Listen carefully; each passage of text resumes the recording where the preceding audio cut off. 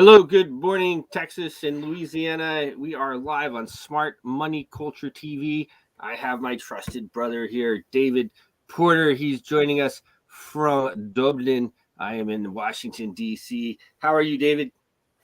Doing well, getting back in the rhythm here after a beautiful bankers holiday celebrated the day after St. Patrick's Day. They definitely know what they're doing on this great holiday. St. Patrick was the man. He took care of many people. He was a shepherd here in Ireland. There were a few praises in the mountains for him, and he's not a saint for no reason, and he's not loved across the world for no reason. A great guy. And we will be on the business flow here all day on your TVs twice. And I'm looking forward to today's show. How are you, Bruce? Doing it, man. Doing it. I am doing it and having a good time. So interesting, as it always is, right? Interesting day already that we have going on. Of course, the Bank of Japan. The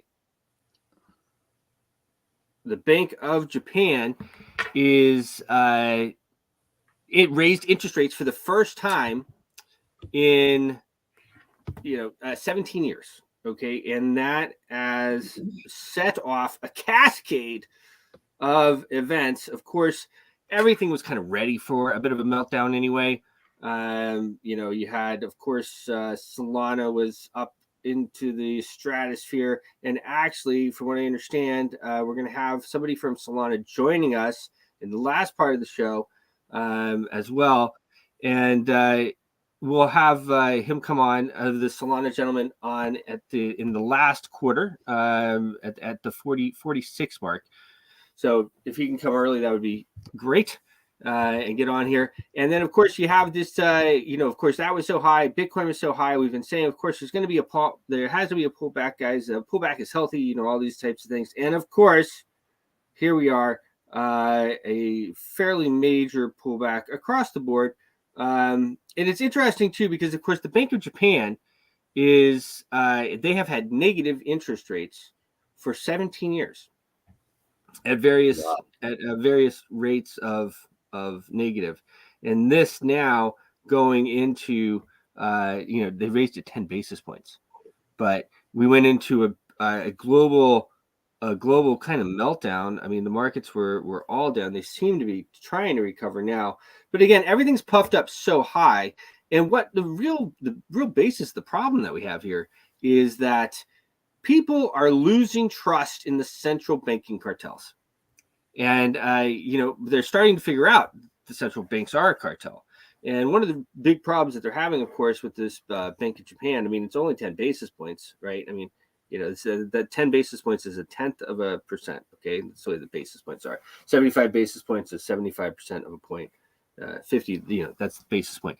So one of the biggest problems is, though, that everybody is they're just already baking in the inflation that's coming. So you see over in Japan is that they just raised interest rates like literally like $15 or something like that per hour for a lot of different workers. It's across the board. It's baked in with the unions. The unions are pushing it forward, and that people are already they're figuring on the inflation, and the same thing that we're doing here.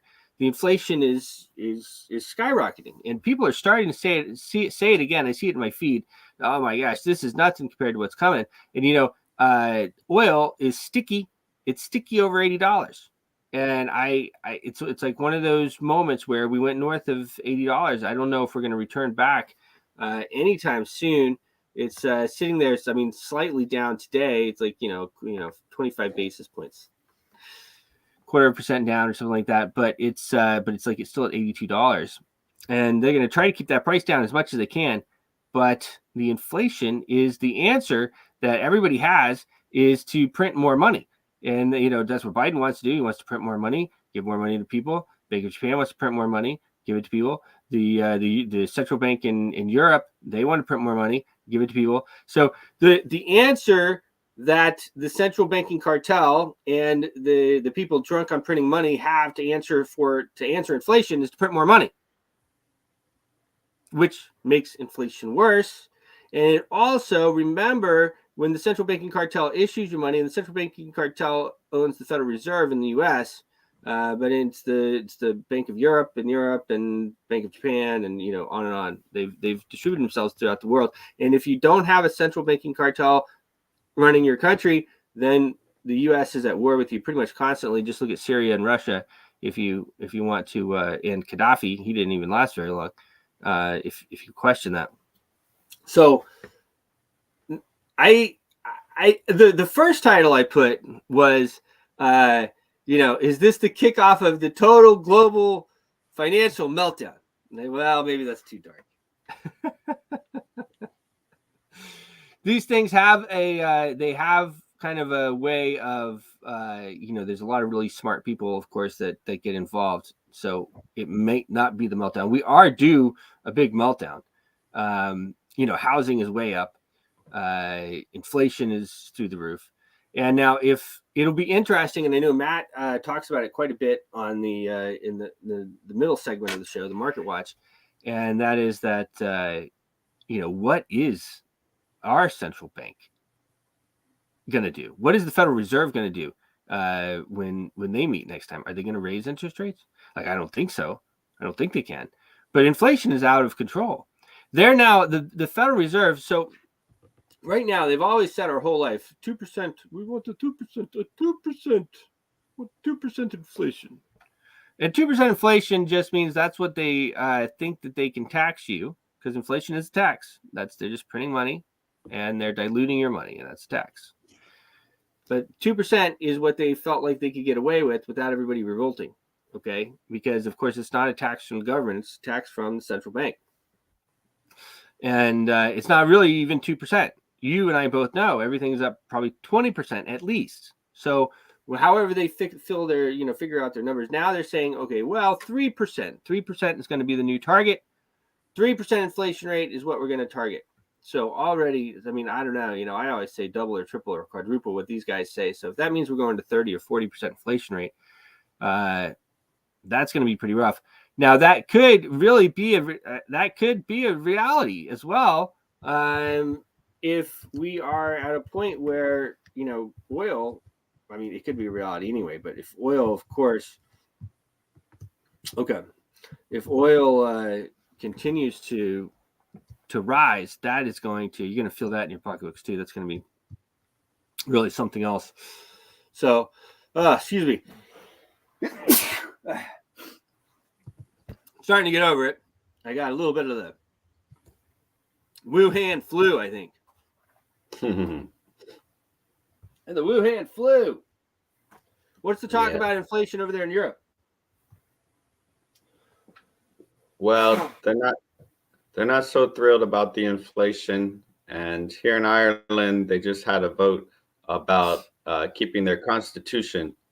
And so they all voted not to change it. And so it's going to stand another generation here. Speaking of the Constitution, Elon Musk has done a series of his interviews. Of course, he did with Don Lemon. Don Lemon's complaining X is suppressing his views. He has 400,000 views of his interview, and Elon says, "Well, he's got 188,000 over on YouTube." So nobody wants to hear you, Don. Oh man, that guy. So, but a series of interviews, because speaking of the Constitution, one of the things that's embedded, of course, in the United States, in the history of the country, people came to the United States because they were persecuted and prosecuted for speaking out loud and for doing what they wanted to do. But freedom of speech was not something that existed, and that's why they came here. And so it is embedded in the bedrock of our Constitution and everything: the right of free speech, freedom of speech. And what we have going on right now, of course, we have, I hate to just say it like it is. Well, I guess it's kind of my style, but you have this diversity, equity, and inclusion woman, DEI or whatever. Obama, you can't, it's very clear. Biden says, I'm going to put a black woman on the Supreme Court. She's going to be a black woman. And then we get this woman. And I mean, since she's in, I mean, I don't even know how long she's been in. One of her first time I ever hear her talking, she's talking about how we need to, like, it scares her, and what are the limits of free speech? Right. I mean, it's like the government needs to be able to. I mean, it's unbelievable. Let me just see if I can pull it up real quick. I simplify it a little bit. So when you listen to her, it's you have to kind of pull it apart. But the Supreme Court's a mess. I'll cover that a little bit in a minute. It was supposed to be because here we go. All right. Here we go. I mean, it's like unbelievable here what we have going on. Wait a minute. Let me see if this is the right one here. So.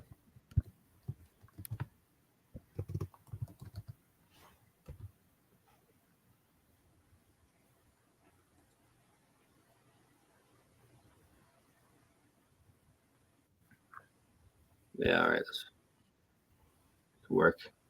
So this is Anaju Brown Jackson. And when I say that she was put there because of diversity, equity, and inclusion, the president said he was going to get a black woman, period.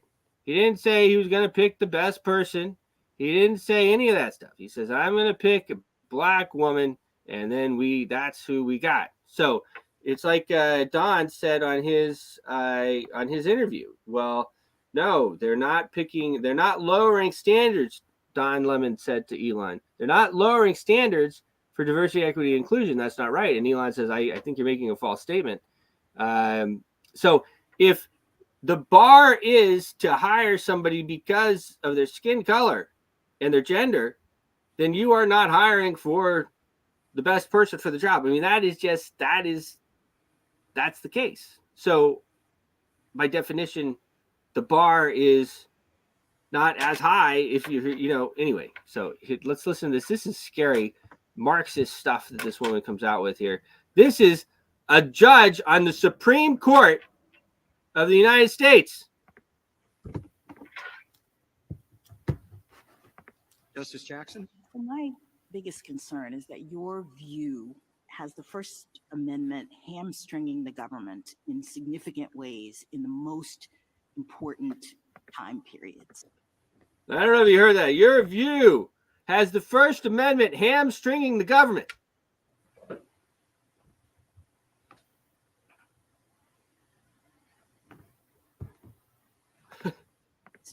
I mean, what would you have the government do? I've heard you say a couple times that the government can post its own speech, but in my hypothetical, kids, this is not safe, don't do it. So I know it might be kind of harder. So in your hypothetical, the government can, of course, publish its own opposing view. But, she says, is not going to get it done. Kids, this is not safe, don't do it. Is not going to get it done. And so I guess some might say that the government actually has a duty to take steps to protect the citizens of this country. And you seem to be suggesting that that duty cannot manifest itself in the government encouraging or even pressuring platforms to take down harmful information. So I'm going to just take that out of the box just a little bit because it's probably hard for you to hear her. It's easy to hear me because I'm yelling all the time. But she's saying you're implying that you're using the First Amendment to state that it's not good for the government to step in and stop speech that goes against the narrative that they think is right. So no free speech. I mean, this woman is a complete Marxist, believes in no free speech. No free speech to this woman. Absolutely. How in the world she got in the Supreme Court is clear. Of course, it's unbelievable. Back to just a second here. Or even pressuring platforms to take down harmful information. So can you help me? Because I'm really worried about that because you've got the First Amendment operating in an environment of threatening circumstances from the government's perspective, and you're saying that the government can't interact with the source of those problems. And Your Honor, I understand that instinct, and I guess what I tell you is Unbelievable. Now, I think this might be the same clip, but if not, it's Review has the first yeah, Justice same Jackson? clip. I mean, she the really biggest concern. made that dropped a lot of people's jaw. Right. Yeah. Like, what in the world is she talking about? Anyway, let's get back to the markets. We have the great Matt Dixon joining us here. 15:34 in the broadcast. Matt, how are you, sir? Hi, good morning. Good morning, David. How are you doing? Fantastic. Good. Doing good, sir. Yeah, a bit of So, a crazy day in the markets as usual, I would say, right? It's never a dull moment for us. Yeah, I mean, we've been saying just be cautious, do protect your positions because it's been quite a down day. Shib with hat, I know David mentioned that the other day. Was it Shib with hat? I think with hat.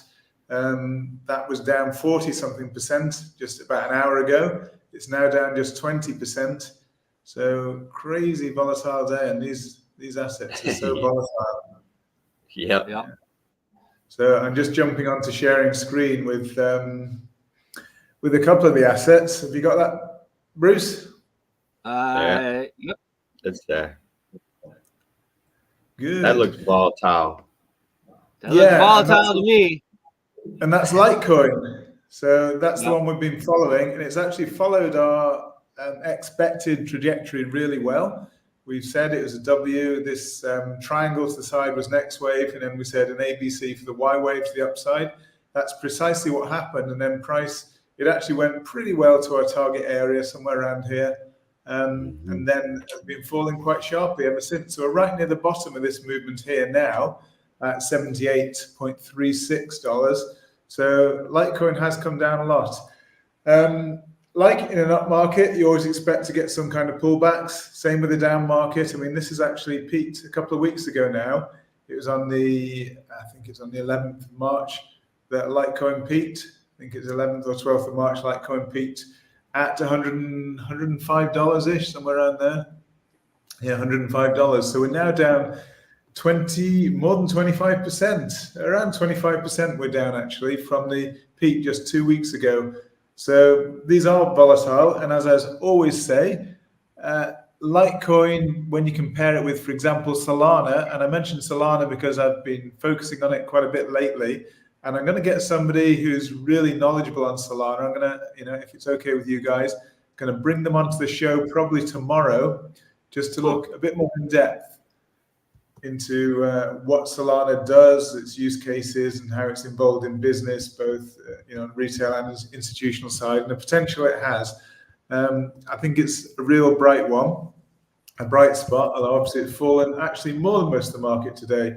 I just see Shib with hat has just dropped back to 42% down. So it's so volatile, unbelievable. 20% swings in a matter of minutes. Absolutely crazy, and that's what you get with these meme coins that we covered yesterday. The only meme of the main ones that's actually up at the moment is this BOEM, which is Book of Memes, and that's up 3% today, 3.5%. So that's pretty amazing. It was I think it was actually done just as an experiment, just to see how it would work. This Book of Memes came out and absolutely rocketed. I think it got to something like $1 billion market cap in no time at all. So that's been a major success. A lot of the others are down today, and that's what I said yesterday. A lot of the existing ones, they've already pumped, and they're probably now on decline because they've got no use case, most of them. The only one that does have a use case is the first one, Doge, and they've, I think, developed their own blockchain and now becoming having a proper use case and utility and everything. So yeah, even Doge is down nearly 11% today, so it is definitely a down day. So what is the doggy at? What's the price? Doggy is at 0.01, so 1.5 cents. Yeah. No. Doggy is at 12 cents. 12 cents. You're looking at the wrong one. Doggy was at 20 cents. Oh, okay, I'm looking at probably with hat, I'm guessing. Something, yeah. Uh-huh. Mm-hmm. Okay. It did have it Anyway. was at 20 cents, had a big pullback the other day down to 14 cents. So I wouldn't be surprised if it was sitting around 12 cents right now. I can tell you. Okay. Yeah, I've got it here, 12 cents. Yeah. 0.12, yeah. 12 cents, 12.7 cents. Yeah. So maybe I was just looking a bit cross-eyed, perhaps. Could be a good entry point, but we could be in for a much more of a pullback here. Yeah, I mean, we had this is Doge here, doggy, so had big upside here, impulsive fashion. We've had what appears to be from the top an A wave. I mean, if we open that out a bit, you'd probably see that the move down was actually impulsive here, but that can be an A wave. This is a choppy B wave, very typical of a B wave. All this overlapping is very typical of a B wave, and then we could be working on a C wave down. So this could, and actually at the moment, I would suspect it probably is just a correction. And I do think we're going to push to new all-time highs, most likely. Obviously, there are no guarantees in trading, but I think that's the case across the board. I mean, that's Doge. Let's just look at Solana and just look there. You can see again, that's had quite a deep little pullback. When I first saw the pullback a couple of days ago, I was actually listening to another commentator on it, and he said, whatever you do, don't buy the pullback yet, because pullbacks are normally in 3 waves, which is absolutely correct. So we've got an A wave down, bit of a B wave consolidation there, and then looking on a C wave down now. So at the moment, it's looking to be probably corrective to the downside. So probably we are going to push, as I mentioned yesterday, the likelihood is we're going to push much higher on these assets. But you would expect this kind of correction. We've had some massive appreciation in recent days and weeks, and even Bitcoin. I mean, let's just jump to Bitcoin. Where's Bitcoin disappeared to? There it is. Bitcoin right down at 63,000, and it was 73,000 only a couple of days ago. So again, most probably just a correction to the downside. I think a lot of people have been taking profit. I understand, if you look on the blockchain, you can actually track what's happening, who's selling, and I think it's just a matter of profit taking at the moment. There's still massive demand through the ETFs, and I suspect this is just purely a natural pullback, and markets do not move in one direction. If they did, they'd just go to the moon straight away, and there'd be no opportunity really for trading. But you get nice pullbacks, and it's actually a great opportunity to dollar cost average. If you still believe Bitcoin or other assets are going higher, then these pullbacks are a welcome opportunity to possibly add. You don't want to be adding as the market's going up.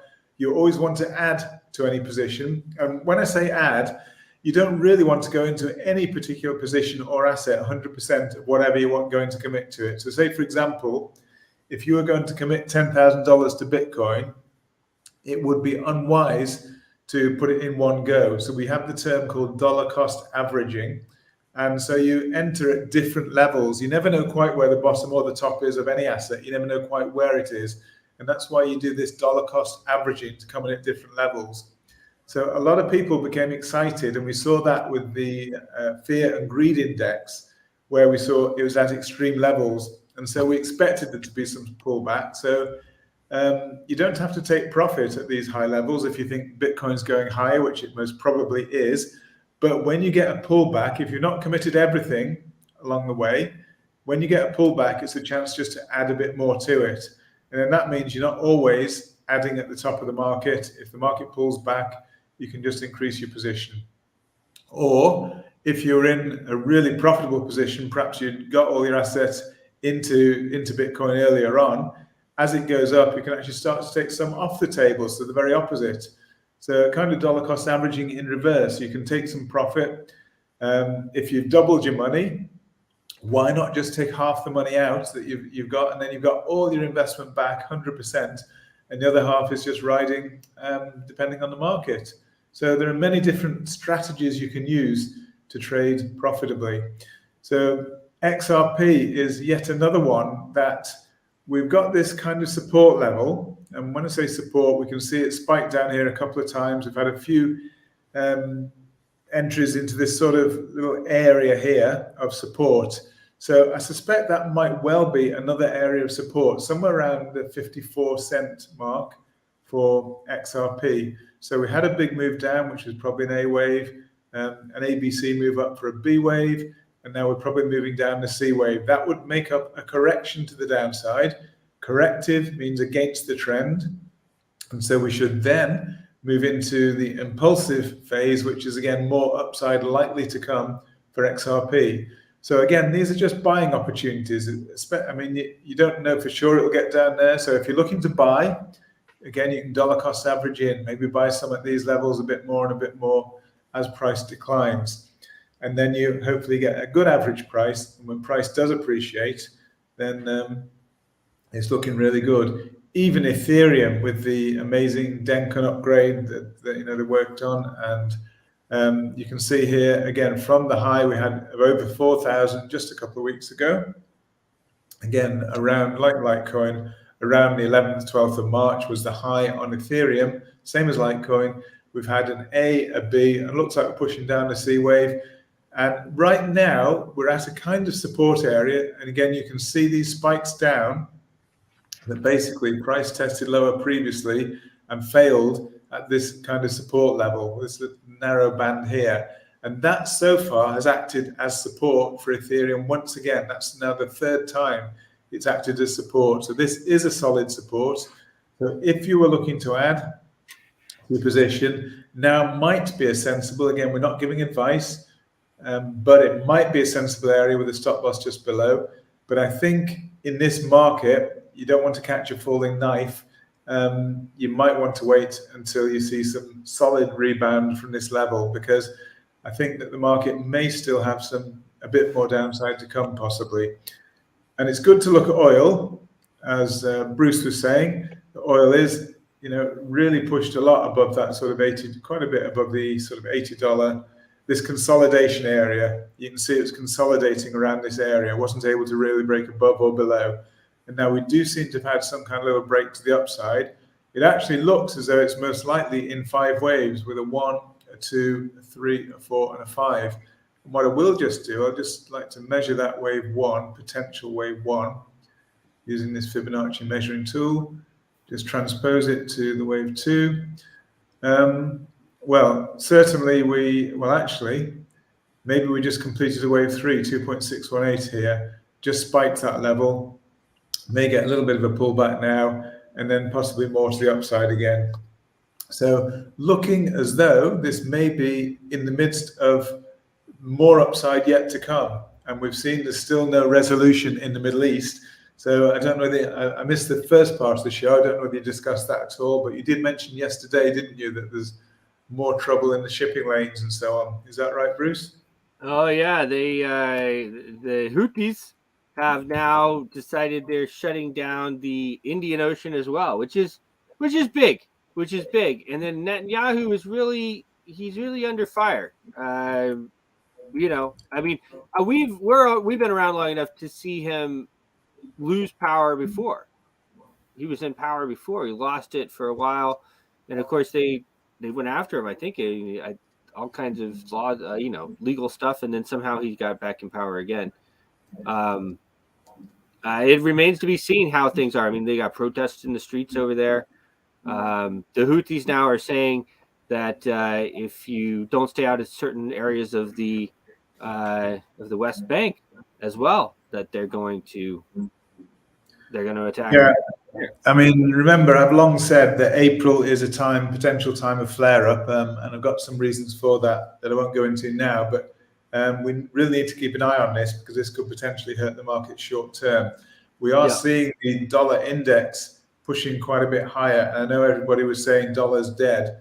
Just from the look of this chart at the moment, it actually looks from the top as though we've had an A, a B, and a C wave down. If that is the case, then we could be working on an impulse to the upside. This does look kind of impulsive with these strong moves towards the upside. So potentially higher, but a lot of this depends on what's going to happen tomorrow with the Fed meeting, with the Fed chair giving not only the announcing the rate, the interest rate, but also commentary. There'll be a press conference later, and he'll give commentary for what he's thinking about the economy, and they will press him with hopefully some hard questions. Although I do notice they don't seem to ask very hard questions these days. It used to be a lot tougher for the Fed chair.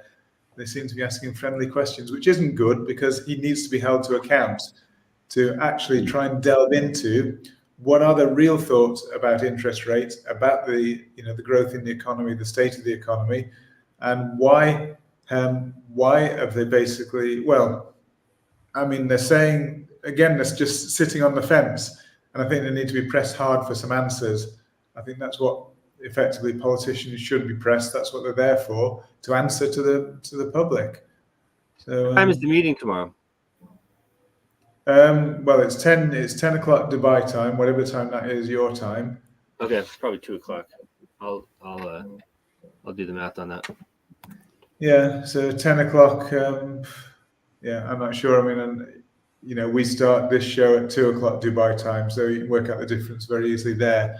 But it's 10 o'clock Dubai. Yeah, so dollar index is looking quite impulsive. I mean, again, most people just thought it was going to fall through the floor, and it hasn't. It's pushed back up quite strongly there. So that's interesting. Well, I think as well, the Bank of Japan had a lot to do with that as well. It kind of sent the that currency spiraling.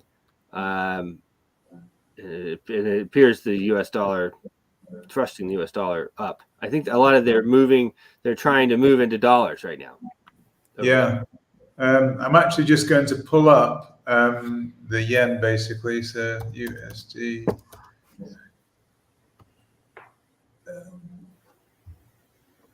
Let's just see if I can pull it up. I just wanted to see what's happened to it there, or US dollar yen. Let's just see what's happened with it. Look at that, absolutely, as you say, massive appreciation. So I'm not quite sure why. Everybody was expecting the interest rates. We actually mentioned it on last week's show, didn't we? That they're going to exit this negative interest rate of 0.1% and push it up to zero. And that's precisely what's happened. So why the market suddenly reacted so strongly to it, I'm not quite sure. But that in FX terms is quite a big appreciation.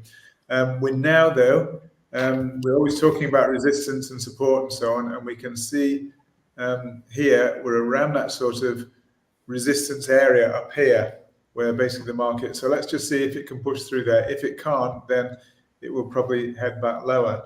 But what's surprising is, Bruce, you're seeing actually the opposite of what you said, kind of, I think, that we're seeing dollar appreciation here. So the yen is actually weakened. That's what I was saying. Yeah. Okay. Sorry about that. Because they've been trying to get out of the yen into the dollar. Yeah. So, but it's quite interesting. It's kind of the opposite of what people would think. Really. Right? It's counterintuitive to what should happen, but that's some of the reports I was reading and listening to this morning. That was one of the things that they're saying is that it had to do as well with the minimum wage hikes and everything like that, which were like in some areas like 40% wage hikes. Yeah, so I mean, it's not a good situation for the Japanese economy. I mean, they're raising rates, as you say, only 10 basis points. It's nothing effectively. But the yen strengthened on the back of it. And I suppose maybe, sorry, not the yen strengthened, the yen weakened off the back of it.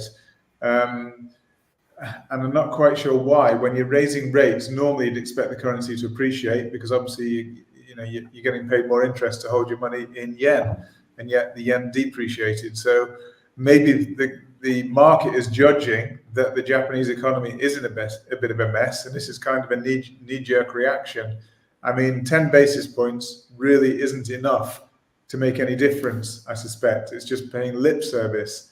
So maybe that's what the market's thinking. This is just not enough. And so the yen basically fell very, very sharply when they basically don't do enough. And that's kind of the same story in America. And I wonder what's going to happen with the US dollar. We'll see. But I don't think that the authorities, the Fed in America, are able to do enough. They can't because the hands are tied. Because we've said over and over, inflation is too high, but growth is falling. What can they do? And all they can do. As well, I mean, we just keep printing money. I mean, these guys they're addicted to printing money. I mean, that's like the only thing that they know how to do. And so if the only thing you know how to do is print money, what do? You print more money. I mean, they're literally trying to print money to battle inflation. Yeah, I mean, they really are in a mess. You see, this was a very, very, I mean, I don't like to say it, foolish experiment. I mean, basically to print money in this way to stimulate the economy. We've said before, it doesn't create real productivity. It just puts money into risk assets. So printing money, it's like taking a drug that once you've started on this drug taking frenzy or whatever you want to call it, you cannot stop, because if you stop, the body kind of shuts down, you go into cold turkey, etc. That would be the same thing with the economy. If they were to stop printing money, the economy would shrink massively. Money would flow out of risk assets. There'd be absolute panic. And so they're kind of now into a vicious spiral of having to print more and more and more money. And I'm not sure whether anybody knows that if there's a way out. They've talked about and they've dreamt about a soft landing for the US economy, but I don't know quite how that can happen when they've got to keep interest rates so high. I'm not sure whether and yet they're printing money, as you say, as well. So they're doing two opposing things. Keeping interest high, which restricts the economy, but printing money to expand the economy. So they're doing two things. And it's partly because it's election year, but partly because they're just in a general mess anyway. And they're not the only ones. This is actually all around the world. America's obviously the biggest economy, but as you said, they've been printing money in China, they've been printing money in the US, in Europe, wherever you look, and it's not a good solution. And I don't know really what the thinking was behind it. It's a difficult one. So we're just the people who have to carry the can, unfortunately, the general public who have to carry the can. They kicked down the road for so long, but the day of reckoning is coming soon. So that's for it'll sure. be something like a geopolitical event that will actually tip it over the edge. The straw that breaks the camel's back. Yeah. Will be something like that. So let's keep a close eye anyway on DXY, on the price of oil, on events in the Middle East. And all we can do is trade according to that. Just interestingly, as I say, the only asset that's the only asset that's really moving positively here is actually BONE, that book of memes, now up 6%, 6.11% right now as we speak. And it's crazy that in a world of assets, real assets, it's actually almost a joke asset, a meme, which is stealing the limelight and performing in such a positive way, when the rest of the market, and if we looked even at the stock markets, just having a quick glance at the stock markets now, where we're at. Okay, so the FTSE's fallen into negative, the Hang Seng was negative. I'm sure you've been through these. And Bitcoin very negative. I actually this morning didn't go through those so much. It's kind of a crazy day. So the real asset is down. Yeah, so all I'm saying is the world's kind of upside down. The real assets have been falling drastically, and we've got a meme coin here with virtually nothing behind it. It's actually it's up between 5 and 6%. It's just now up 5.5%, jumping around. But all the real assets are falling very sharply, while a meme coin is rising. So that tells you something about the crazy state of where we are. So, your talk about, investing in gold is, I'm not saying put everything into gold, but definitely I still believe wholeheartedly in diversification. And gold is a good asset to hold, even though it's down a little bit today, down 1/3% today, but it's still that hedge against inflation. So let's just see, again, tomorrow is really key. Let's just see what they come out with on interest rates. They're going to stay stable, the interest rate, but let's just see what the commentary is around it. And if we can get some clarity about where the US economy is going to go, because all these assets hang on what he's saying. And you'll actually see, as you listen to the commentary and the press conference tomorrow night, you'll see really vast swings in the value of a lot of these assets. So it is one definitely to watch. But hopefully tomorrow, I'm trying to get somebody in who's a real expert on Solana. That'll be interesting. Yeah, it will, because as I said before, it's the asset which normally, not the case today, because I think it's just gone up so much recently that it's having quite a sharp pullback. But in general, over a period of time, Solana rises more and falls less than the other crypto assets. But today, it's among the bigger losers today. Yeah, I mean, it went up so high, it's got to pull back. Yeah. And again, ICP, it was one of the big gainers. It's having a very sharp pullback today. It's down 11.5% so far today. But you can see this move to the upside is still kind of a corrective move. Again, there's no clear 1, 2, 3, 4, 5. It's more like an A and an ABC for a B, and then a C wave to the upside. So that being a corrective move to the upside means to me is it's still impulsive to the downside. So I do still expect probably a bit lower with this asset and most other assets. I mean, I'm quite shocked at Bitcoin with the support we had. Right now, 62,700, and it's really falling has fallen quite a bit. But we've got to expect pullbacks. We'd be foolish not to expect some decent pullbacks along the way, because the gains have been phenomenal. From that FTX low of 15,500, we're still 4 times higher than that level. So, people who invested, back then, they made a lot of money, and especially in the Grayscale Trust. So that's why a lot of money is flowing out of Grayscale still. And that's part of what's draining the price of these assets away at the moment. A lot of people say it's the end. I've heard people say, not a lot of people, I've heard people say the bull market is over. I think it's a little bit premature to say that. This looks like a perfectly normal correction at the moment. Kind of ABC correction. So it's to be expected. At the moment, it's way too premature to say the bull market is over. And I think we still have some more highs to come, hopefully. Yep.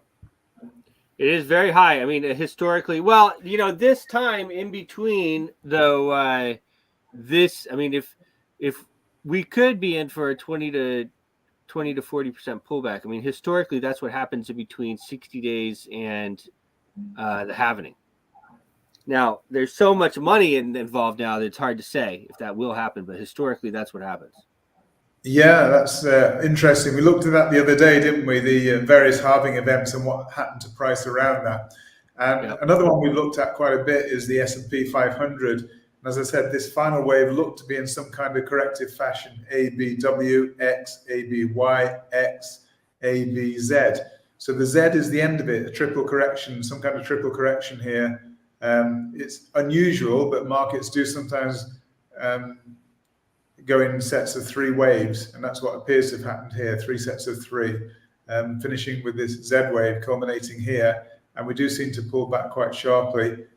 We'll see what happens today. So far, it's looking a little bit negative bias. I suspect it will push to the downside. So that Z may be the short-term top. So we may actually potentially get that sort of correction that you're talking about. That's a real possibility. So that's why I always say, protect your positions.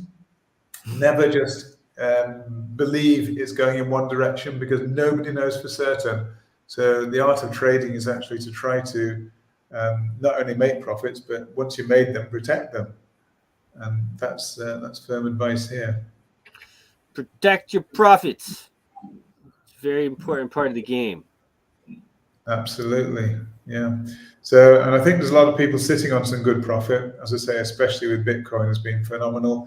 eBay has just had a tiny bit of a pullback. It's actually one of the bright spots in the market. I looked on CoinGecko just to see where it was. Look at Looking that. pretty good. Up 4.6. Oh, yeah, there it is. eBay. It's all green today. Up See, 4. David and I are working on a rap, so I'm starting to rhyme a bit more. I don't know if you noticed that. Yeah, up 4.6 today in a down market. So that's what it says on CoinGecko. It depends on the starting point that you're measuring from. I mean, it's actually down 0.5%, depending on what point of the day you start to measure it. CoinGecko has it up 4.6. This has it down 0.5, but even so, it's outperforming the market. And all these big upgrades are due out on the 29th of March throughout April. So I'm expecting, and again, no guarantees, but I do expect some quite solid price appreciation and improvements to the liquidity situation. So it should become much more tradable, and I believe should be quite buoyant. One of the better assets, I believe, and has real use case behind it, not like the meme coins, which actually have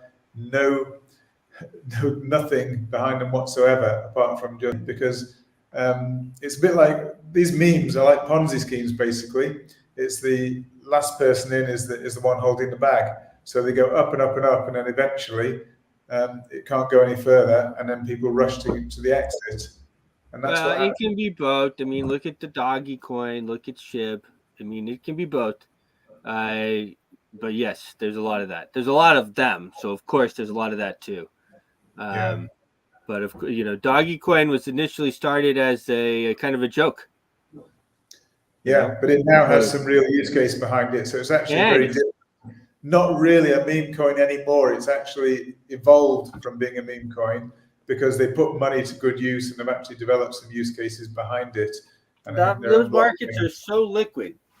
I mean, just those are some of the most liquid markets you have. Yeah. And the book of memes, we talked about it just a moment ago, being up 5%. Just while I've been speaking, it's now at 10.7%. So there's some real opportunities to be found amongst these, but they are high risk. And I just wanted to emphasize that yesterday and today. These meme coins are ultra high risk, definitely ultra high opportunity as well. But you've got to be prepared to lose your money if you go into meme coins in general. We are so moving on. if you go to learnhowtotrade.club, you can join the trading course that Matt is head of. We have put together a 10% discount for everybody watching, and that's Trade Smart 10. Trade Smart 10. So you go to learnhowtotrade.club, Trade Smart 10, and you can start to learn to trade like the pros. Only 5% of people make money in trading. 5%. So don't think that you're just going to run around and make a bunch of money without knowing what you're doing, because you might get lucky a few times, and then you'll find that you'll overtrade. That's one of the biggest. There's a bunch. There's like 50 ways you can do it wrong, and there's like 1 or 2 or 3 ways you can do it right. You know what I mean? So you want to take all the advantages you can get. It's interesting you picked that one out. That's actually probably the number one mistake that people make. They overtrade. So the problem is when you're successful, if you're not successful straight away, you'll just burn out and you'll probably not do it again. But a lot of people sometimes have a couple of good successes or lucky successes, and then they trade too much, basically looking for opportunities that aren't there. And that is probably the number one mistake I would say that rookies make when trading. So we cover Number that. one rookie mistakes: overtrade. Yeah, and we discuss a lot of things. With some of the AMAs and interactive sessions, we can actually look at the opportunities such as meme coins and try to again steer people away from some of the risks, and maybe just steer them towards the opportunities as well, because there are still opportunities. They're just part of the whole ecosystem that can be used to your advantage potentially, but. Like everything, it's got to be in context and Well, I mean, the thing is, we've talked a lot about it on the show, guys, and Bitcoin, Litecoin, Global Boost. There's a few other ones, but these are the original proof of work blockchains. They cannot be altered. They cannot be stopped. They can't be taken by court order. All of these other tokens can be great to make money and lose money, but they can be great. You can do a lot of stuff with them. You can make a lot of money. But that is a completely controllable token. It can be stopped. It can be frozen. It can be, all these types of things. So just need to understand what you're dealing with. These meme tokens, everything like that. They can be used very effectively. But just you got to know what you're dealing with. Yeah, definitely. I mean, there's a lot of important aspects, as you said. Those aspects are very, very important. But also, I think when you're looking at tokens, look at the utility of the token.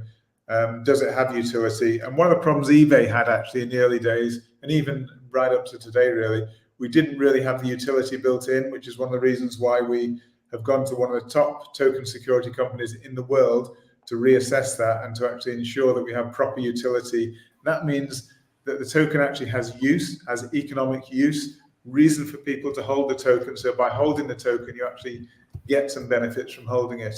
And that's what another really important aspect of a crypto. If you're looking to invest in a crypto long term, then those are things you need to look at. Short term, completely different. Meme coins don't have any utility whatsoever. They're just basically a pump and dump mechanism, a gambling mechanism. That's all they are. Well, they can be, but again, it's not all of them. You know, there are meme coins that make it. Floki is another one. I mean, these are major currencies, but there are a lot of them. So of course, when there is a lot of them, there is that. But yeah, absolutely. They're quite. It's an interesting phenomenon for sure. Yeah, I mean, as I say, they're actually, you know, a very interesting part of the ecosystem that, and some of them actually put the money that's raised to good use. I mean, Yes. like Doge, for example, Doggy, they put it and they've actually, you know, now built their own blockchain and there's all sorts of use cases built on it. So that's fantastic. So sometimes, you know, these can actually develop and evolve into something really useful. Leadership You know, has a lot to do with it in the team. Leadership in the team. yeah. So We know definitely that. Look at look Ave. at who's behind. Yeah, absolutely. Look at who's behind it. Very important. Awesome. Good. Well, great show today, guys. It's pretty interesting, everything that's going on. We are at a pivotal moment in the history of finance and the history of the world, and in the history really of this central banking system, I think, that's going on. I think people are starting to lose faith. They're starting to understand a bit more about the central banking system. It's still hard to get their head around because it's just hard to understand that people can just print money and do it. It's probably easier for us crypto guys to understand because we mint money, and you know, it's like my friend used to say, it's the magic internet money. But that's what's going on, and so they're not all knowing. It's going to be very interesting. Really, all eyes on the Fed tomorrow. Yeah. Funny thing is, they print money without rules. At least within crypto, money is created with rules. You know, Yes. through mining, etc. And actually, there are limits on it. Whereas with You're the right. central banks, there's actually no rules. They make up the rules as they go along. Genuinely. Yes. Then that's how you have a cartel system that's throughout the world. So pretty interesting. Well, amazing. Another great show, guys. We'll be back on your TV in about 5 hours. Matt, we'll see you again in the morning tomorrow, and looking forward to that. And we're getting ready to hit the tour as well, so we're looking forward to that too. Absolutely. All right. Cheers for that. Thank you, Cheers, David. guys. Cheers. Catch you soon. Bye-bye. Signing off. Cheers. Stay tuned and you'll stay lucrative. Your voice is powerful. When combined with social engagement, it's a force for change. Decentralized media paired with free speech is the catalyst for an empowered world and a unified, invaluable ecosystem. Join Global Boost, become a champion of free speech, and help to reshape the future of media.